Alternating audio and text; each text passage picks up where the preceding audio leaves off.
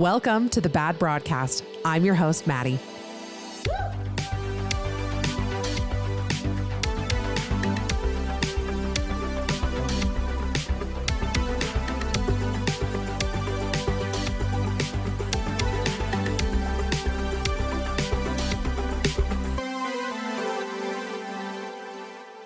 Hello, everybody. Welcome back to a new episode of The Bad Broadcast. My name is Maddie.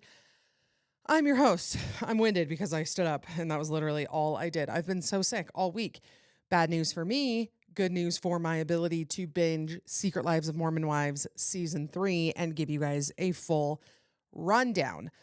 Also, I know I need to change this orange background. Okay, I'm looking extra orange today. I don't even have a spray tan actually, but I think the blue hat is like, it's bringing out the orange tones and everything, complementary colors and all that. There's got to be somebody who understands color theory who can tell me what background I should have, because this one's not working, but it's annoying to change. I gotta get up there and take all that down. It's just annoying. So anyway, we are going to do a full breakdown of season 3. I know we're all just binging it as quickly as we possibly can. This episode is coming out, let's see, I believe November 24th. So it's been about a week and a half since it came out. And I always have thoughts. How could I not? How could I not have so many thoughts about this show, about these women who are, you know, tangentially kind of connected to myself and the women I'm around. And, you know, it happens here in our home state of Utah. It's got a lot to do with Mormonism, all of that. So we are going to talk about all of it. If you don't want to hear church talk, totally fine. Probably going to get into it in this episode. So skip this one if you're not into that. And also let's give our seasonal disclaimer about this reality show. You and I know that this is a reality show. It's, you know, heavily edited. We know that producers have quite the hand in what happens in these shows. We know that these women are good people doing their best, trying to navigate this insane rise to stardom. They're navigating their faith. They're navigating these friendships. They're navigating other shows, their careers, their families, their marriages, their loved ones. They're balancing a lot. I give a lot of credit to these women for taking this on. I think it's an incredibly brave thing to do. And I definitely have thoughts about the show. Again, we can secure our nuance cap. I actually have a hat on. I don't know if I've ever recorded in a hat. Anyway, perfect timing, because we're going to put our nuance caps on and we're going to take all of it with a grain of salt, because we as consumers will never know the entirety of every story or every emotion that went into the decisions made. I'm going to review the show, the product. Because I can't know exactly what these women are thinking or feeling. I just have to take the information that I have, and I don't hate any of these women. Quite the opposite, actually. I really, really love these women. And I'm not trying to bash. I'm honestly just trying to review as a reality TV lover, and also somebody who's obsessed with the fact that this is happening like in such close proximity to me and my upbringing, my experiences, my friends, all of that. So I don't know any of these women super personally. I've never spoken to Michaela. I don't know Macy at all. I don't know Layla at all. Jen, Whitney, Jesse, Demi, like have met in passing, DM'd, like nothing serious. I do not have an inside scoop. I don't know a whole lot about the behind the scenes. And you might be asking, well, then why are you qualified to talk about the show? Well, I'm a lover of reality TV. As I said, I am a former Mormon wife with a secret life, I guess you could say. And also, they asked me to be on the show. They asked me a couple years ago. I was interviewed. I went through the whole interview process, got to the final stage, and that didn't happen. That did not happen. Can you imagine? Sometimes people will ask me that, though, in my Q&As. They'll be like, what would you do if they offered it to you? They wouldn't. They wouldn't, and they're not going to, okay? I'm not even in the realm of somebody who would be considered for this show. I promise. But, you know, maybe the tides will turn and they'll look for a completely different demographic than they have right now. Anyway, I'm going to get out some of my kind of broader thoughts about the show before we kind of do a play by play. I don't have a ton of like uh really detailed like summaries of each episode. I just kind of have bullet points of stuff that happened and then obviously my thoughts on it. But let's get into kind of how I'm feeling about the show in general. Um I really, really, really loved season 1. I thought it worked. And then I thought season 2 worked as well because it was kind of the rollover from season 1. We got to see kind of the reception of season 1 happening in season 2. I talked about it in last season's recap where I said I think it's genius. They're kind of following this rise to fame and how they're navigating that. And I really loved it. I do not know if the formula they used for seasons 1 and 2 and are continuing to do with season 3, I don't know if it quite works anymore. Because what do you mean we're having another meeting about who's in Mom Talk? What do you mean we're having a meeting about who's the leader of Mom Talk? These women are in their late 20s, early 30s. Why are we fighting, or why are we voting on who's the leader of the non-friend friend group? I think that the producer's hand in this series is too obvious. There's a lot of reality shows where producers are pushing people to do certain things and they're kind of setting up storylines. This one's way too much. And I don't know if that's because they're not really getting the footage that they need. Maybe a lot is happening behind the scenes or like over text. And so they're not able to film a lot of it. I don't know. I also think the overlap with social media is really interesting because most shows, they're not also influencers. So we're not getting updates in real time. The reason this show is kind of falling flat for me is because we already know the outcome to so many of these storylines. We know that it's not really a cliffhanger with Taylor and Chase on a date at the end because we know where Taylor is right now. We know she's the Bachelorette. Maybe for some people it adds to it because you get like, you see it happen in real time and then the season comes out and you can see behind the scenes. Maybe that's a plus for some people. For me, it's not because the storylines don't feel fresh. I mean, all of the stuff with Marciano, with Demi, with Jesse, we had all experienced that via social media, TikTok, like like the gossip people who like screenshot the texts or the comments and are like share all the tea. We knew that this was all happening. Like, when was that? 6-8 months ago.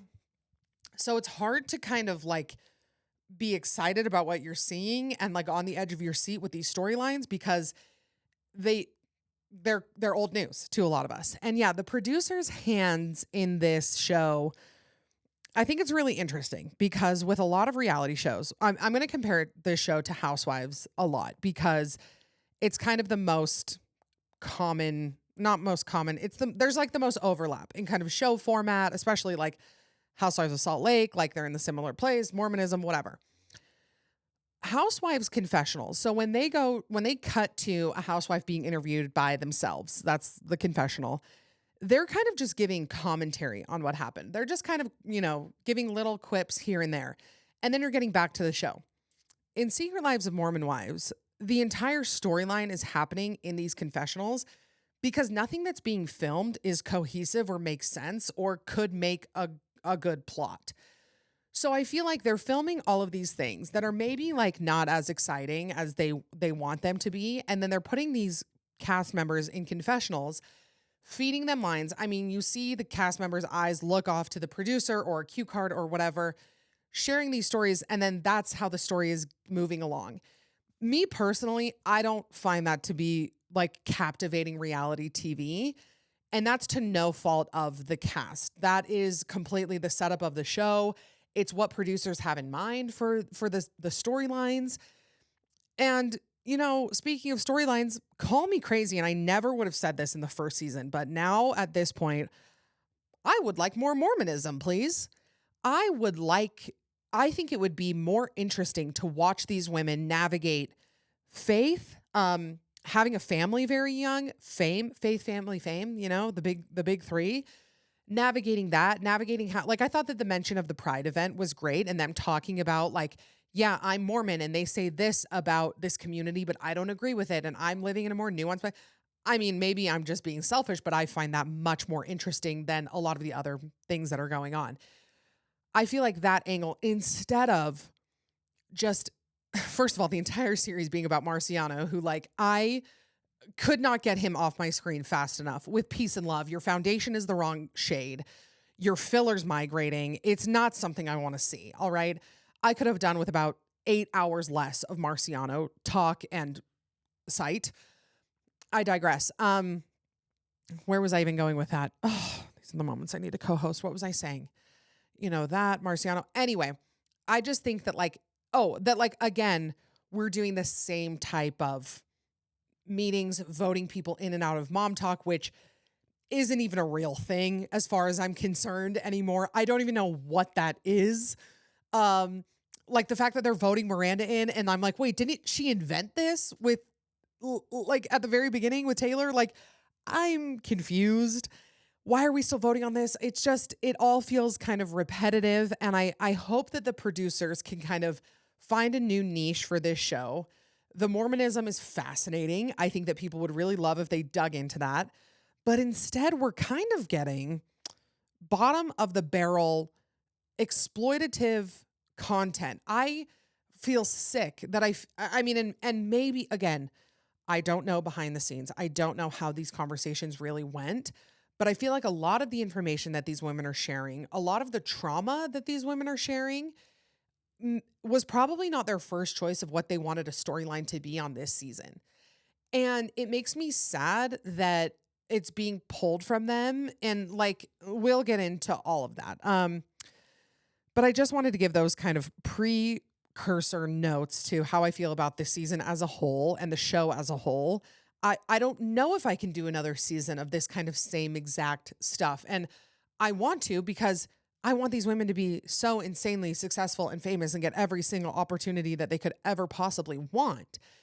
But just, I think they need to change the show a little bit, because 3 seasons of the same type of things is just kind of tired now. So let's go through kind of bullet points of everything that happens and how I feel about all of it.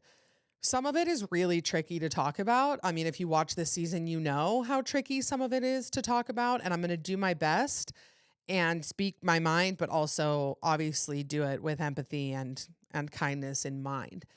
So season 3 opens up with Jesse and Layla talking about the Marciano affair.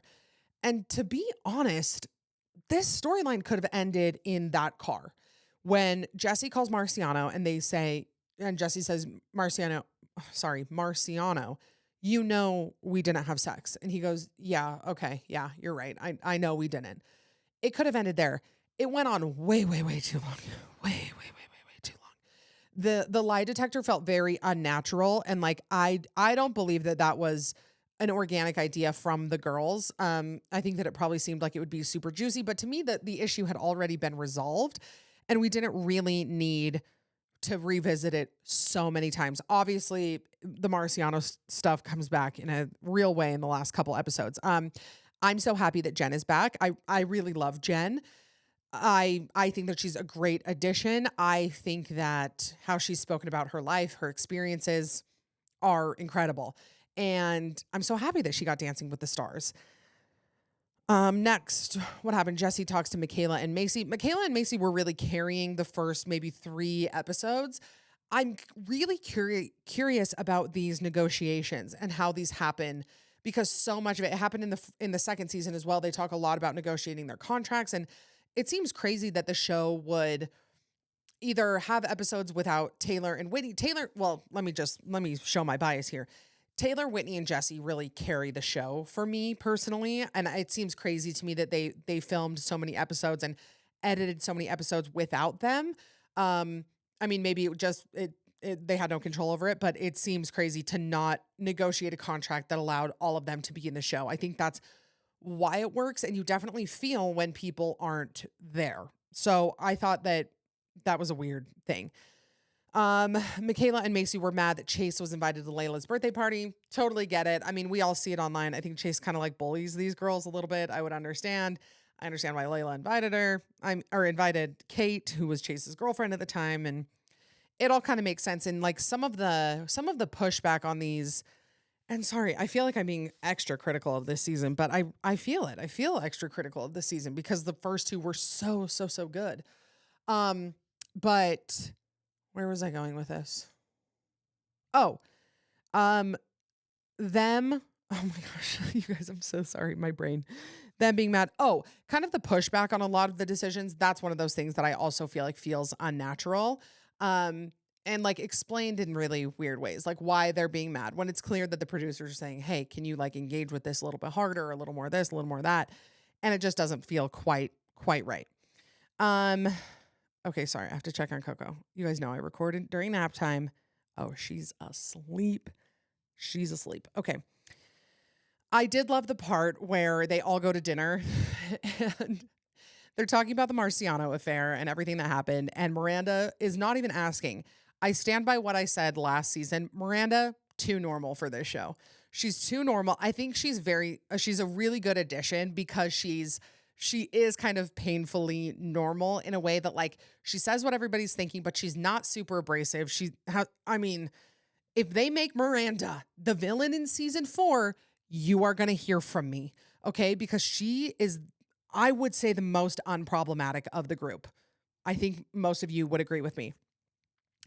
I also think that calling what Jesse did a full-blown affair is a reach. It's a reach. Was it not good? Was it hurtful? Does Jordan have every reason to feel hurt by what she did? Absolutely. But kissing a guy twice while you're separated from your husband, I would not categorize that as a full-blown affair, especially not in the way that like we're talking about it this season. Like the way it's like, she did this incredibly devious, shady thing to Jordan. Like it was not good, but it just was made into a deal of gargantuan proportions that I did not see coming. I was like, oh yeah, I guess like the continuing the relationship after and like talking to him, emotional affair seems a bit of a stretch, but I'll give you that. And again, it's not that I don't think that Jordan has the right to be upset, except, then we learn about a lot of what's going on behind the scenes. I think that we could ease up on that language. I feel that way about many things this season. So they're at dinner. She's talking about the Marciano affair. And Michaela and Macy decide to go to Beaver to talk to Marciano, which, if you're not from Utah, I don't even know what you would think of this scene. As a Utahn, I was just absolutely tickled by the fact that they drove to Beaver, Utah to meet Marciano halfway because he lives in Vegas. Again, why did they need to do this? Not sure. We actually have all of the answers that we need at this point. But I know that they love a crossover, especially with a Bravo crossover with Vanderpump Villa. I mean, I can imagine that's pretty valuable. So they're like, let's keep this toe in the door with Bravo. You guys head down to Beaver. I guess there's like 50 million better places to meet, but I guess the Beaver campground. Like, that's the other thing. There's got to be a restaurant in Beaver that's not at a campground. I know there's at least a Costa Vida. I've eaten there once. So they meet up with him. This is where I noticed Marciano's foundation is a little off. He's giving kind of like rubber Santa from Santa Claus 2. Bless his heart, but they, get more of the exact same information. And then I have Demi confronting Layla. Oh, at that event where Demi is saying, I'm not lying. And Layla is saying, I only have one side of the story. And it's kind of this back and forth between them. And this is, I think, where we learn that Demi is insisting that something more happened with Jesse and Marciano. And that's that. Taylor pulls Layla aside, and I do live for Taylor's growth. I mean, I think that even though she's had her unhinged moments, she still does. I think that her growth is probably the most apparent. And I heard somebody say this, and I think it's so true, that on reality TV, there's two types of people. One is the one who shares about their own life, their own struggles, vulnerabilities, relationships, mistakes, all of that. And then there is the other type of person who is wanting to dig into everybody else's lives, and they are trying to keep their life under wraps. The reason that doesn't work is because you're on reality TV. And like people are going to find it. I mean, the internet is going to find every single thing about you. That's why Jesse and Taylor kind of taking it by the reins and saying, I'm just going to share my life. I'm just going to share everything that I did. I'm going to hope it lands well. It might be embarrassing, but hey, I'm going to do my best. That is usually a better approach than what I would say Demi did this season, which is kind of looking into other people's lives and really not digging deep on her own experiences. I understand why somebody would not want to share their life. I think about like being on, a reality show and it's like, oh, there's so many parts of my life I would like not want to talk about or not want people to know about. So I understand the natural inclination to be like, I am not going to do that. I'm going to facilitate other conversations and not any about myself. I'm not saying that as a dig to Demi. I'm not saying that she points the finger at other people's lives as a dig. I'm just saying a lot of people do this when they get on shows like this. They don't want to talk about their life, and that's just tough. I died a little inside when the cast trip was to St. George. Production, come on. We can't send these fine ladies to Cancun for a weekend. We can't get them a beach house in the Outer Banks. Like, come on. This show is on Disney. It's backed by Hulu. Like, it's the biggest show in the world for a lot of the year. I think we can give them a nicer trip than an Airbnb in St. George. These ladies deserve a little better. Okay? And then we see Jesse going to therapy. We see Michaela in therapy in this season as well. My heart just broke seeing Jesse in therapy. I mean, I think she's incredibly, like, she's cool. She's successful. She's beautiful. She's, got a great family. She's got a lot of friends. I mean, from the outside looking in, again, I don't know her personally, but all of that. And it was, it was really, I think, brave of her to share all of the stuff that she thinks and all of her struggles. And I think that seeing that represented on reality TV is why reality TV is actually like, I mean, it's important and it's obviously fun and entertaining, but seeing the inner workings of somebody who from the outside looking in kind of has it all, like seeing what they deal with, I think is an incredibly important thing to do. And she probably knew how much backlash she would get this entire season. And she said, I'm going to double down and share more. And I commend her for that.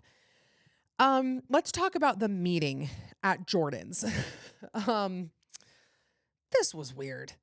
This was a weird thing. I don't know what I would do if all of my friends got together without me to like discuss the inner workings of my marriage. I would feel really weird about it. And I got to hand it to Layla. Best line of the season is when everybody comes over and Layla asks if Jordan had to pay Jesse a rental fee for their house because she owns it. She's obviously the breadwinner. And I think that a lot of these issues, again, I cannot pretend to know the inner workings of any of this, but it's seeming like there's a big struggle for Jordan with like his masculinity. He keeps saying how emasculating the affair feels. That is probably has been deep within him. Living in a place that's very conservative, very traditional, and then being the stay-at-home parent, not being the breadwinner, not working. I'm sure that there's something with his ego that has felt bruised by that.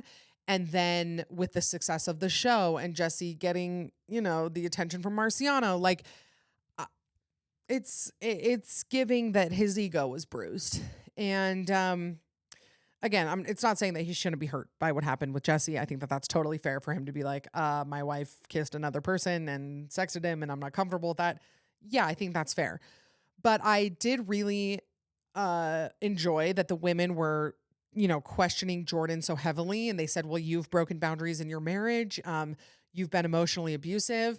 I was kind of on Jordan's side until I heard the way he talks to Jesse. Incredibly hurtful, putting her down in the most intense way, using their kids against her, which is like just foul to me. And I think his main thing that he was really pissed about was they did the lie detector. I'm not saying why I think. We know that he's super pissed because they did the lie detector that didn't need to be done. And then Marciano went to dinner with them and he said it was so inappropriate for her to invite him to dinner.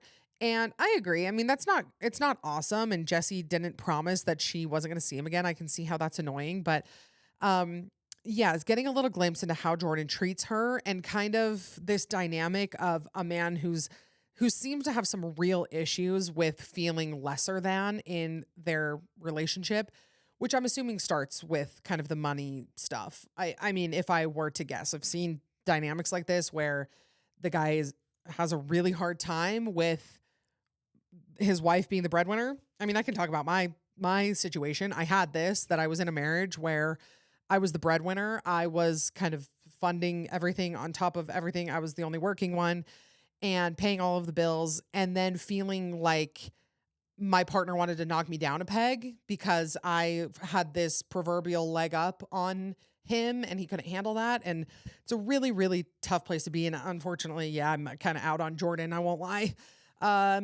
Yeah, everyone's got a redemption arc coming their way. So who's to say? I mean, if Zach Affleck can have this redemption arc, then who am I to say that one day I won't side with Jordan? Then we find out that Whitney is coming back. And let me tell you what I think about that. Hold on. That's applause. I'm realizing now that just on audio, that could sound like something weird. And I would use my, for some reason, my sound effects don't work. I know I have applause, but it's just not working lately. So anyway, I commend Whitney for coming back and saying, I want to do Dancing with the Stars. And if that means I have to film, then I'll suck it up and film. We really, on this show, need to get away from this idea that these women are a group of friends. These women are coworkers, and Whitney is the only one who's outspoken about that. And when she says, I want to come back, I'll do this because I want to get Dancing with the Stars, we love to see a woman succeed, ask for what she wants, and excel in doing it. And everybody's acting like it's crazy that she wanted that opportunity, first of all, and that she vocalized it. You guys, I have to say this. All of these women are on the show for the opportunities, as they should be. These women should be wanting more from this. They should be asking for more money. They should be getting bigger brand deals. They should be doing bigger collabs. They should be plotting their own solo career after this. I love to see a woman win. All of them are there for these opportunities. I would be shocked if any of them are there for the love of the game. I mean, I don't think any of them are like, yes, these are my best friends and I love doing this and I would do it for free. If any of these women, why do I keep mixing up that word? If any of these women truly would do it for free, then maybe they have some ground to stand on with being pissed that Whitney's back for this opportunity. But I thought it was great. I'm like, yeah, of course he went back. I mean, she's talked about being on Dancing with the Stars before. It's another one that doesn't super work because we know that she gets it. And we know that her and Jen both get the opportunity to do Dancing with the Stars. And so it is, it's not such a cliffhanger, but I do think that it was a great behind the scenes. And if you guys vote Whitney off for this reason, I'm going to be pissed. I do not think it's any reason to think that she doesn't deserve this. She knew what she wanted. She went for it. Mama knows what she wants, in the words of Whitney. And I think it's great. We see Michaela do her EMDR, which I saw people saying that wasn't EMDR. When I've done EMDR, that's what it was like, exactly. And I think there's more in-depth ways to do it. There's like machines or there's other like eye movement modalities, but that was how I did it. My therapist just did her hand back and forth. So it seemed correct to me. And all I can say is that I hope that Miranda really wanted to share this part of her life. I think it's very brave to get on national TV and share about abuse and sexual assault. And I really commend her and Jace for how they handled it and the conversations that they were willing to have on camera, the therapy that they were willing to do on camera. I thought Jace was really great. I loved watching him speak to Michaela about it and reaffirm her and tell her how strong she was and that he's always there for her and really show a supportive partner. That being said, I could use less husbands on this show. I don't know if we really need this many. I'm very interested in these women, and I like seeing their dynamics with their husbands, but not maybe to the extent we're seeing. Like, the husbands being at the reunion is crazy. The husbands being part of the storyline is crazy. If we want to integrate that into the show, I think it's totally worth doing it. But it's like, don't tell me we're talking about the wives if I have to sit here and talk about the husbands, okay? Sorry, I just really ran out of breath when I said that sentence. But anyway, I thought it was sweet. And I thought that them, opening up about their marriage and intimacy issues, again, I just hope it was what they wanted. And I hope it wasn't taken advantage of or exploited in any way. I think it's really like a good thing. I mean, good. I don't want to say good thing, but it's a brave thing for a woman to get on TV and talk about that. So, um, then they meet with Whitney. Okay, so they do another mom talk meeting, which, oh, if I have to see another one of these next season, I'm gonna lose it. They like vote her out. I thought it was so rude when she said I'm gonna start another mom talk group and they like laugh at her. I'm like, mom talk isn't real. Mom talk is not a real thing. Like if you're talking about the show, like I think that they just don't want to break the fourth wall in that way and talk about being on the show. But that's all they mean by being in mom talk. But then it's like people are voted out and they're still on the show. Like it's so innocuous to keep talking about mom talk. So I thought that that was really sad. And yeah, I mean, I think that Whitney being honest about their relationship with each other and her being like, this is who I'm really friends with and I'm not really friends with you guys. And I'll just kind of show up and do my job and then move on. Like, I don't think that there's anything wrong with that. Then they go to LA for press. They do the interviews for Dancing with the Stars. I thought the scene where they meet Scott and Chloe is crazy. Scott seems pretty disinterested, and maybe in person he was like way more interested. But they were like, "The Kardashians love our show," and then Scott's like, kind of not that interested in talking to them. And they're like, "We have a Scott on our show, and he's such an asshole." I'm like, "That's not what you say. You don't say that to a guy." But they met Scott and Chloe, and that's more than I'll probably ever do. Then we see Jesse and Demi talking. Basically what happened is Demi is really insistent that something more happened with Jesse. And we kind of find out that that's been the source of everything going on and why this rumor started. And maybe Marciano felt pressure to say that he had sex with Jesse when he actually didn't. And honestly, a lot of this storyline is quite muddy for me. I don't really understand a lot of it. Marciano is saying that he kissed Demi. Demi is saying that she was assaulted. And, I kind of went back and forth about a million times, talked to my friends a million times about how to like talk about this, because the bottom line is that if you were assaulted, if you felt uncomfortable with something that happened, you deserve to be believed. And women very, very, very, very, very rarely, if ever, lie about these things happening. Victims very, very, very rarely, if ever, lie. And I think that there's a conversation to be had about like, oh my gosh, it's like, how do you even talk about it? How do we even talk about this?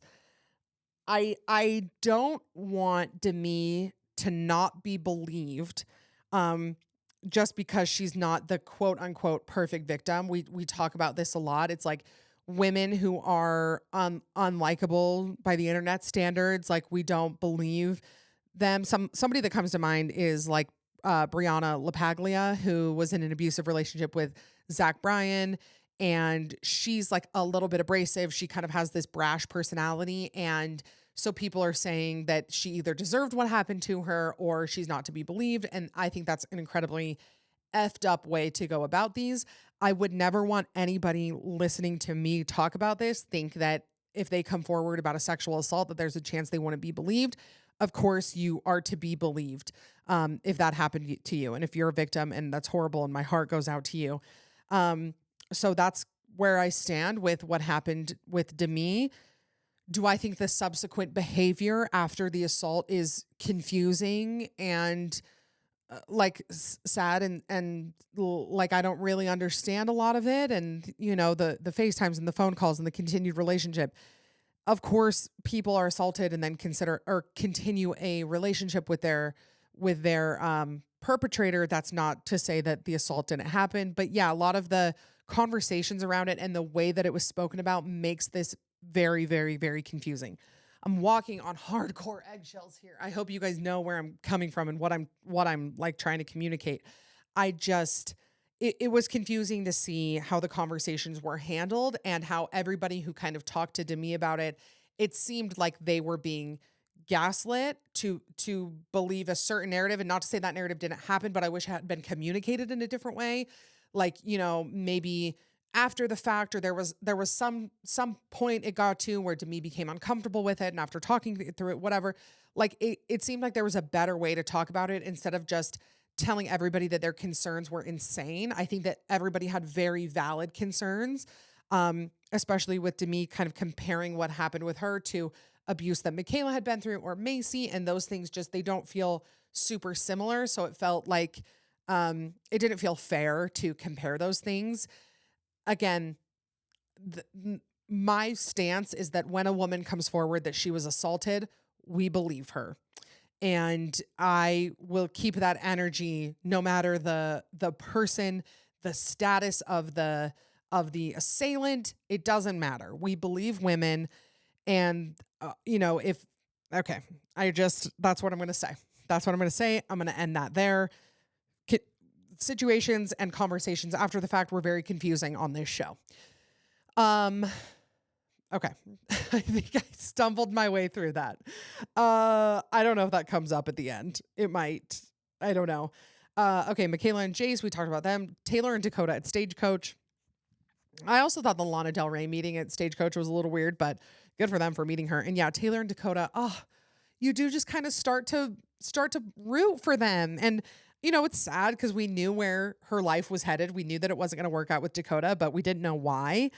And before we get to that, Whitney and Taylor talking at the Stagecoach house, I thought was a really important, pivotal conversation in this season, because they're talking about the Demi situation, because Whitney is firm. She says, if my friend told me she was assaulted, then I have to believe her. That's my stance. And Taylor is saying, but what about these points? What about these concerns that we're all bringing up? And Whitney says, I don't know. I believe my friend. And both of them are so valid in their stances. And Whitney is, again, she says, I'll show up and I will do my job and then I'll leave. Like, you guys don't have to be my friend. That's fine. And I think that it's honest of her, and maybe it's bad for the dynamic of the show, but they are coworkers. So they have that. And then we have the reunion, where it comes out that there's maybe a little more to the story with Dei and Marciano. And again, I think I'm done talking about that. But then we learn that Taylor's mom's friend had been like texting Dakota inappropriately, sending pictures. And that's like incredibly messed up. And honestly, it felt like a flash in the pan of this season, but it felt like that's a huge deal. Like, that's a huge deal for him to do that and betray Taylor and betray their family. Like, I thought that we kind of glazed over it in a weird way. Like, it happened in like the last 2 episodes, and I'm like, hello? This is a big deal that this happened between them. And I felt really, really bad for Taylor. And seeing Taylor and Jesse talking and seeing these like real emotions coming out, like these people have children together. Which brings me to my next point. We could see less kids on this show. I don't think it adds anything. I don't think any of the children need to be shown or on the show at all. I mean, literally zero. And I know a couple of them have decided that and probably written it into their contracts. Obviously a few of them are okay with it. I'm kind of in the camp of let's just not show the kids ever, but to each their own, I suppose. So where are we at? Pride event. Press. Demi has a phone call with Brett where he calls Miranda white trash. Could be heavily edited. We don't really know.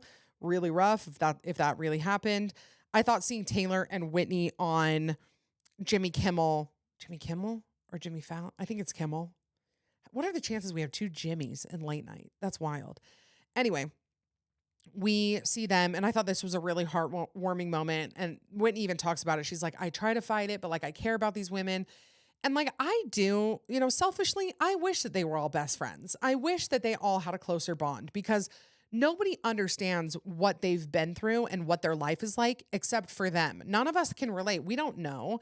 We don't understand the way their lives have changed and how they're balancing all of this and how they're taking other job opportunities. Like, we don't know. And I wish that they were closer. And so Whitney expressing that they're not friends, but like she has moments where she cares about them. Like, yeah, sometimes I'm like, dang, I wish you guys oh geez, did you hear that?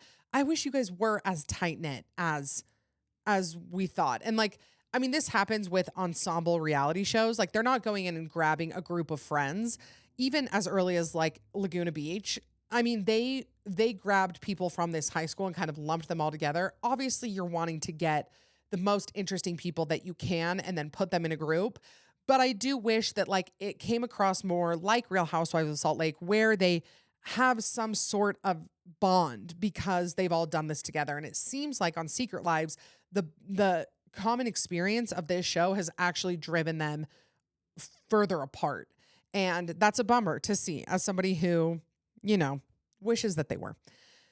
Um, okay, so they confront Leanne's friend who had been texting Dakota. She lies about the whole thing. Very weird. Jordan and Jesse reconcile at the end. And then we have our big reconciliation at the end of the series with all of the girls talking about, you know, where they've messed up and what they're sorry. It's very Mean Girls. I think Macy even says that. Macy even says that. She's like, this is like the end of Mean Girls. It totally was, like all of them talking about it. I thought it was really sweet and like kind of where I stand with all of them. Macy and Michaela they're good additions to this cast in the way that like they kind of offer, I think Macy especially, I think she offers a strong voice of reason. She's also kind of carrying the banner for the church. I think she's really the only like maybe even slightly Orthodox member. None of these women are Orthodox Mormons. And if you're curious my thoughts about that, I talk about it on Haley's podcast. I talk about if anyone's really Orthodox anymore.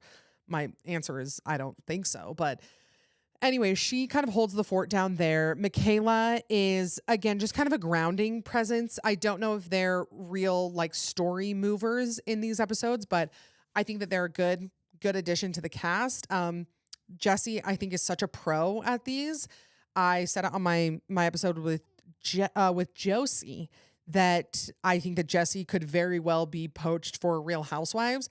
She's kind of in a different category than the rest of these girls because she has such a thriving business. Like a lot of the other girls, their main business is just influencing, not just influencing. It's great. Really successful influencers, but you know, influencers and business owners it's just a different ball game. And I think that Jessie might fit in more with Housewives than she does with Secret Lives. I don't know. I guess we will see. I'm very curious if they will add in new members. Obviously, they brought Miranda on season 2. I don't know if they've made offers. I don't know if they're expanding or kicking people off the show. I have no idea who will be back next season. It's seeming like this whole cast is returning, but I guess we'll have to wait till season 4, which will probably come out in like 3 months. They're pumping these seasons out. They're like, you are not going to forget about us. And you know what? Honestly, good for them.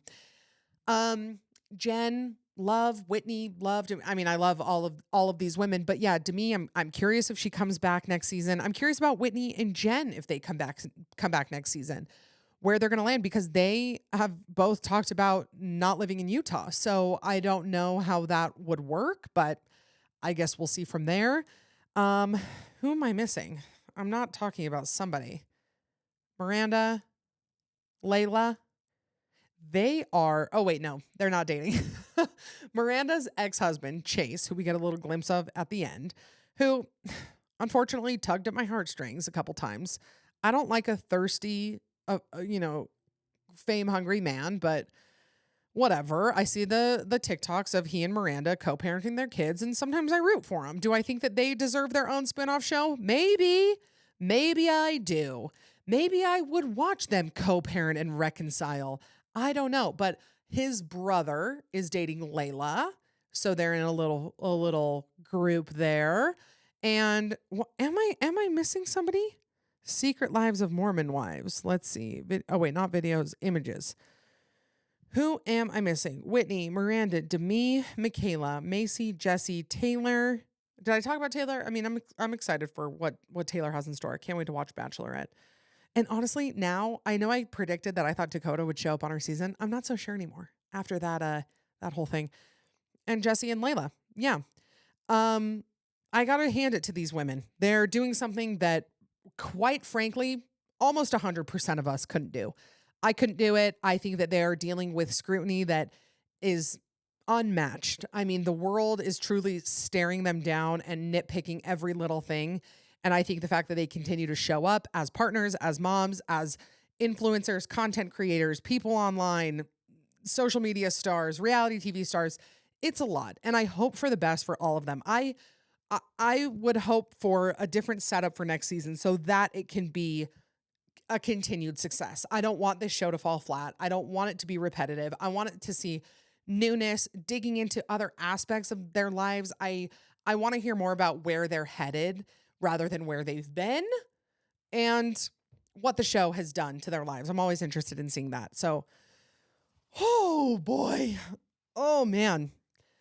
I hope I did a good job recapping that. It's scary. It's scary to talk about. And, I also just have to say again that this is all, it's reality TV. I mean, we can't take it as truth. We can't take it as exactly how it happened, but we can take it as a very entertaining show that I feel very lucky has fallen into our laps in our home state. So let me know your guys' thoughts. I will probably not be talking about it again next week. Probably just going to wrap up the thoughts here. And, if we get a season 4, I heard that there's a season 4 and a season 5. No idea if that's true, but if so, I will see you back here for another recap. But either way, new season or not, I will be back next week with a new episode of The Bad Broadcast. So remember to be safe, be kind, be hot. Subscribe, rate, and review. Slide into my DMs, emails, voicemails. I'm here for you. Love you so much. See you next week. Bye.